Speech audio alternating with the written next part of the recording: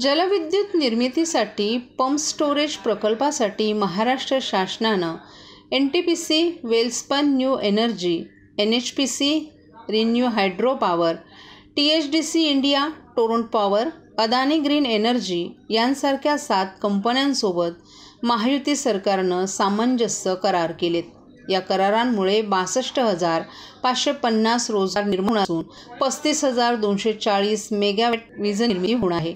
राज्यात एकूण 1.89 लाख कोटींची गुंतवणूक होणार आहे, ज्यामुळे 2030 पर्यंत 50% वीज निर्मिती नैसर्गिक ऊर्जेवर आधारित होईल. उपमुख्यमंत्री देवेंद्र फडणवीस यांच्या पुढाकारानं हे करार झाले असून राज्याच्या हरित ऊर्जा क्षेत्रात आता मोठी भर पडणार आहे.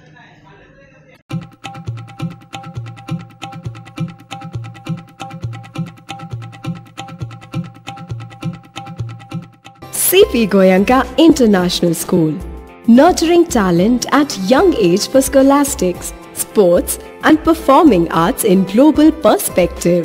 Proud to have world toppers and country toppers in 10th standard Cambridge examinations.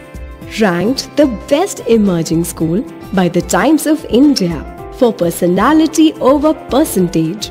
CP Goenka is the intelligent choice.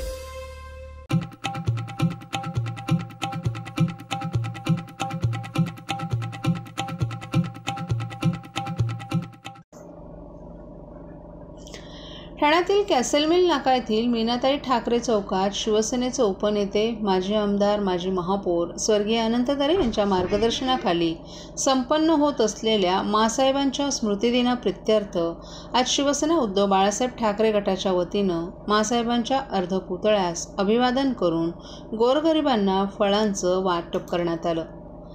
माँसाहेबांच्या स्मृतिदिन कार्यक्रमाच्या सुरुवातीला छत्रपती शिवाजी महाराजांच्या पुतळ्याला आणि ज्यांच्या मार्गदर्शनाखाली माँसाहेबांच्या स्मृतिदिन साजरा होत आलाय ते शिवसेनेचे उपनेते स्वर्गीय अनंत तरे यांच्या तस्वीरीला पुष्पहार अर्पण करून दीपप्रज्वलन करण्यात आलं. यानंतर माँसाहेब ठाकरे यांच्या पुतळ्याला पुष्पहार ठाणे लोकसभा मतदारसंघाचे माजी खासदार राजन विचारे यांच्या हस्ते अर्पण करण्यात आला. तर माँसाहेबांच्या पुतळ्याची पूजा शिवसेना उद्धव बाळासाहेब ठाकरे गटाच्या महिला पदाधिकाऱ्यांच्या हस्ते करण्यात आली. त्यानंतर मान्यवरांच्या हस्ते गरिबांना फळांचं वाटप करण्यात आलं.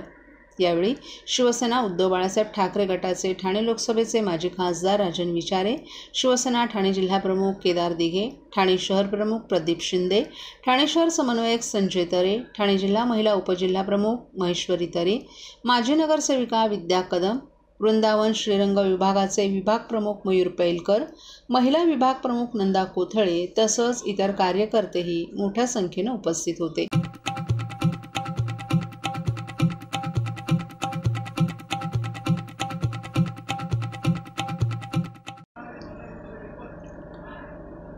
वाघबीळ परिसरातील गणपती विसर्जनाच्या अडचणी दूर करण्यासाठी स्थानिक माजी नगरसेविका अर्चना मणेरा आणि समाजसेवक डॉक्टर किरण मणेरा यांच्या वतीनं वाघबीळ खाडीवर खास विसर्जन व्यवस्था उभारण्यात आली आहे, ज्यामुळे नागरिकांना आता सहजतेनं आणि सुरक्षितपणे विसर्जन करता येणार आहे. दरवर्षी गणपती विसर्जनाच्या वेळी वाघबीळ खाडी किनाऱ्यावर चिखलाचा मोठा त्रास होत असे. स्थानिक गावकरी आणि भाविकांना खोल चिखलात उतरून गणपती विसर्जन करावं लागत होतं, ज्यामुळे त्यांना मोठ्या अडचणींना सामोरं जावं लागत होतं. या परिस्थितीचा विचार करून यावर्षी भारतीय जनता पक्षाच्या ठाणे महानगरपालिकेच्या माजी नगरसेविका अर्चना मणेरा यांनी खाडी परिसरात एक उत्तम विसर्जन व्यवस्था निर्माण केली आहे. या व्यवस्थेत खाडी किनाऱ्यावर एक तरंग प्लॅटफॉर्म उभारण्यात आलाय, ज्यामुळे भाविकांना आता गणपती विसर्जन करताना चिखलाचा सामना करावा लागणार नाही. यामुळे गणेश भक्तांना सुरक्षित आणि सोयीस्करपणे विसर्जनाची प्रक्रिया पूर्ण करता येईल. आज भाजप ठाणे शहर जिल्हा अध्यक्ष संजय वाघोले यांच्या उपस्थितीत माजी नगरसेविका अर्चना मणेरा आणि अनेक नागरिक कार्यकर्त्यांनी या व्यवस्थेचा पाहणी दौरा केला. यावेळी युवा मोर्चा सूरज दळवी, उपाध्यक्ष सागर भदे, वृषाली वाघोले तसंच स्थानिक ग्रामस्थही उपस्थित होते. विसर्जनाची उत्कृष्ट सोय बघून नागरिकांनी अर्चना मणेरा यांचं मनपूर्वक कौतुक केले. गावातील गणेश भक्तांना यावेळी समाधान व्यक्त केले. आता त्यांना आपल्या लाडक्या बाप्पाला योग्य पद्धतीनं निरोप देता येणार आहे. वाघबीळ परिसरातील या विशेष व्यवस्थेमुळे गणपती विसर्जनाची प्रक्रिया आता अधिक सुलभ आणि सुरक्षित झाली आहे. अर्चना मणेरा आणि डॉक्टर मणेरा यांच्या या उपक्रमामुळे स्थानिक नागरिकांच्या समस्या दूर होणार असून गणेश भक्तांसाठी ही एक सकारात्मक बदल ठरणार आहे.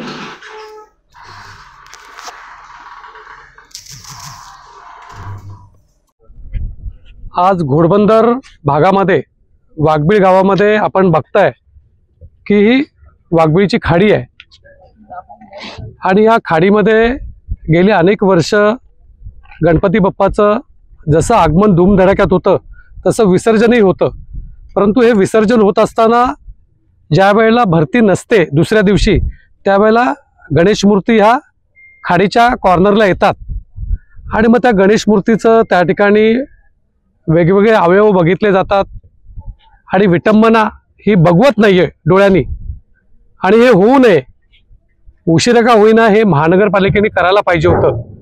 परंतु आमच्या या भागातील नगरसेविका अर्चना मणेरा आणि किरण मणेरा यांनी गणेश भक्तांना ही व्यवस्था या ठिकाणी मोठा प्लॅटफॉर्म उभा केला आहे, जेणेकरून गणेश मूर्तीचं विसर्जन हे खोल भागात व्हायला पाहिजे, जेणेकरून ती मूर्ती ही कॉर्नरला येणार नाही आहे. आणि त्यामुळे गणेश भक्तांना त्या ठिकाणी विसर्जन करताना चांगली व्यवस्था करणे हे आपलं स्वतःचं कार्य समजून स्वतःच्या खर्चाने या ठिकाणी प्लॅटफॉर्म उभा केला आहे. माझी वाघबीळमधल्या सर्व गणेश भक्तांना आणि वाघबीळ गावामधील जे मोठे मोठे कॉम्प्लेक्स आहेत त्या ठिकाणी उद्या गणपतीचं आगमन होणार आहे. सर्व गणेश भक्तांनी या ठिकाणी पाहणी करून आपल्या सर्व गणेश मूर्तीचं जसं धूमधडाक्यात आगमन होणार आहे तसंच विसर्जन पण त्या ठिकाणी योग्य पद्धतीने व्हायला पाहिजे आणि हा लाभ त्यांनी या ठिकाणी घ्यावा एवढीच गणेश भक्तांना विनंती करतो.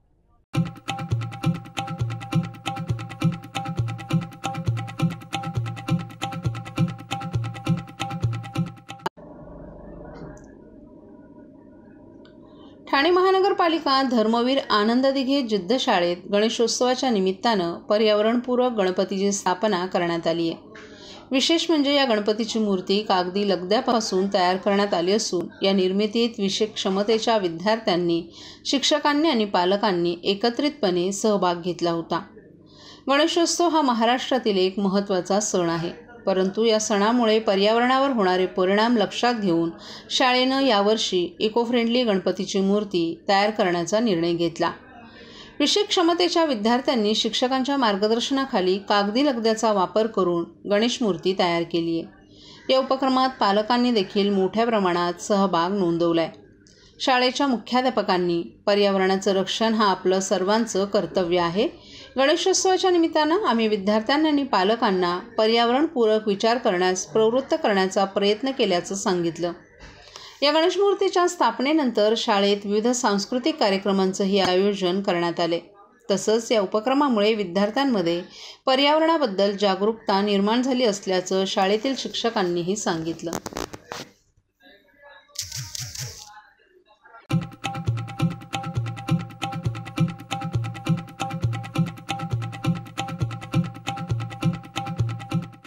महाराष्ट्रातील भगिनींना आधार देणारी राज्य शासनाची मुख्यमंत्री माझी लाडकी बहीण योजना. या योजनेअंतर्गत अल्प उत्पन्न गटातील 21 ते 65 वयोगटाच्या भगिनींना मिळणार दरमहा 1500 रुपयांची मदत. अर्ज करण्यासाठी 31 ऑगस्ट 2024 पर्यंत मुदतवाढ. कुटुंबाचं वार्षिक उत्पन्न 2.5 लाख रुपयांपेक्षा कमी असलेल्या महिला पात्र. कुटुंबाकडे पिवळं किंवा केशरी रेशन कार्ड असल्यास उत्पन्नाचा दाखला आवश्यक नाही. पांढरं रेशन कार्ड असेल किंवा रेशन कार्ड नसेल तर कुटुंबाचं वार्षिक उत्पन्न 2.5 लाखांपेक्षा कमी असल्याचा दाखला आवश्यक. योजनेसाठीचा ऑनलाईन अर्ज नारी शक्ती दूत ॲपवरून किंवा पोर्टलवर भरता येईल. ज्या भगिनींना ऑनलाईन अर्ज भरता येत नसेल त्यांच्यासाठी अंगणवाडी, ग्रामपंचायत, वॉर्ड ऑफिस, सेतू सुविधा केंद्रामध्ये किंवा आशाताई बचत गटाच्या CRP यांची मदत उपलब्ध. आता आपल्याला अभिमानानं म्हणता येईल, सुखी आणि सुरक्षित आहे माझी लाडकी बहीण.